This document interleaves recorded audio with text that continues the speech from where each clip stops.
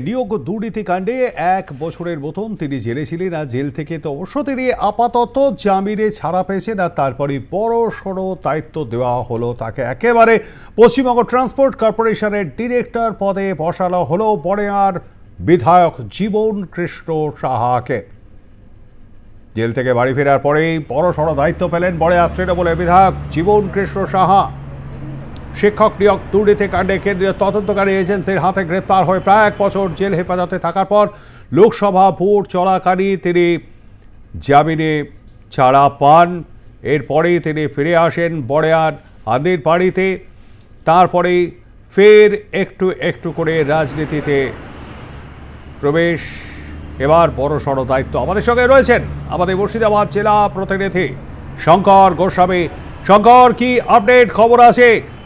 Paschimbanga transport কর্পোরেশনের ডিরেক্টরের পদে বসলেন জীবন কৃষ্ণ সাহা, কি বললেন তিনি? একেবারে গতকালকেই এই পদে তাকে বহাল করা হয়েছে এবং যেটা বলার যে বিগত দিনে যেটা লক্ষ্য করা গিয়েছিল যে বড় একটা দুর্নীতির সাথে জড়িত থাকার অভিযোগে বড়োয়ার বিধায়ক জীবন কৃষ্ণ সাহা গ্রেপ্তার হয়েছিলেন এবং গ্রেপ্তার করার পর প্রায় 11 মাস তিনি জেলে ছিলেন, জেলবন্দি অবস্থায় ছিলেন এবং তারপর গত লোকসভা নির্বাচনের মাঝামাঝিতেই অর্থাৎ নির্বাচনের ঠিক আগেই তাকে মুক্তি দেওয়া হয়। তিনি জেল থেকে বেরোন এবং তারপরে জামিনে তিনি ফিরে আসেন বড়োয়াতে ফিরে এসে তিনি নিজের বাড়িতেই থাকতে শুরু করেন এবং সেই দিন থেকে, যেদিন তিনি এসেছিলেন ফিরে, সেই দিন থেকেই তার যেটা বক্তব্য ছিল যে জীবনে সংগ্রাম এটা তো থাকবেই, হার জিত অবশ্যই থাকবে, সংগ্রাম থাকলেই হার জিত থাকবে, নাম বদনাম থাকবে। অতএব যা হয়েছে ঠিক আছে, সেখানে আমি বেকসুর, আমি নিরপরাধ, এটা অবশ্যই আদালত বুঝেছে, আইন বুঝেছে বলেই আমাকে জামিনে মুক্তি দিয়েছে, এমনটা তার বক্তব্য ছিল এবং সেখান থেকে তিনি সেই দিনই কিন্তু জানিয়ে দিয়েছিলেন। শঙ্কর, এখানে একটু থামাবো, বেকসুর নয় কিন্তু বেল পেয়েছেন তিনি, একবারের জন্য আদালত বলেনি বেকসুর খালাস। শঙ্কর, একেবারেই দেখো, এটা তো একদমই বাস্তব কথা, কারণ যদি বেকসুর হতেন তিনি, তাহলে তাকে প্রথম কথা গ্রেপ্তার করা হতো না। তার বিরুদ্ধে যেটা বিগত দিনে দেখতে পাওয়া গিয়েছিল, মূলত তার বিরুদ্ধে যে অভিযোগ ছিল, সেই অভিযোগের মধ্যে একটা বড় অভিযোগ ছিল যে প্রায় 300 কোটি টাকা তছরূপের অভিযোগ। সেই 300 কোটি টাকা তছরূপের অভিযোগ যে বড়োয়ার বিধায়ককে শেষ অবধি চুরি ঢাকতে, প্রাচীর টপকে পালিয়ে যেতে দেখতে পাওয়া গিয়েছিল। যে বিধায়ক নিজের পেন ড্রাইভ সহ মোবাইল, দুইটি মোবাইল বাড়ির পাশে পুকুরে ফেলে দিয়েছিলেন, গোপন তথ্যকে গোপন রাখার জন্য তিনি সেগুলোকে বাগানে, ব্যাগ বোঝাই করে বাগানে রেখেছিলেন।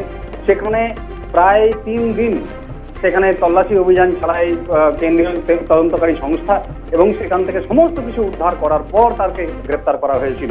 এবং এই গ্রেপ্তার হওয়ার পরেও যে তিনি আজকেও বলছেন যে তিনি বেকসুর, তিনি কোনো অন্যায় করেননি বা কোনো অন্যায়ের সাথে তিনি জড়িয়ে নেই, তাহলে এটা প্রশ্ন থাকবেই যে তাহলে তাকে গ্রেপ্তার কেন করা হয়েছিল? 11 মাস যে তিনি জেলে থাকলেন, তাহলে কেন তাকে জেলে রাখা হয়েছিল?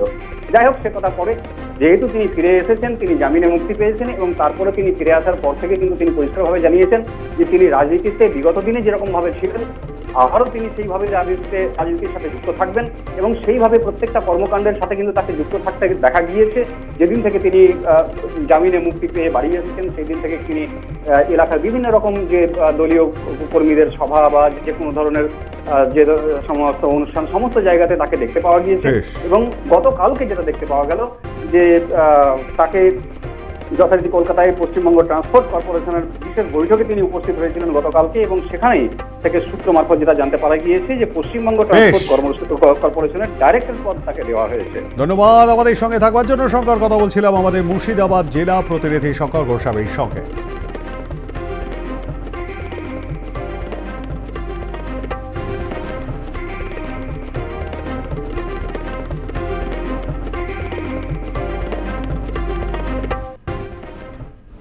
আমি পশ্চিমবঙ্গ সরকারের ট্রান্সপোর্ট ডিপার্টমেন্টের ডিরেক্টর পদে পুনরায় আমি যোগদান করলাম।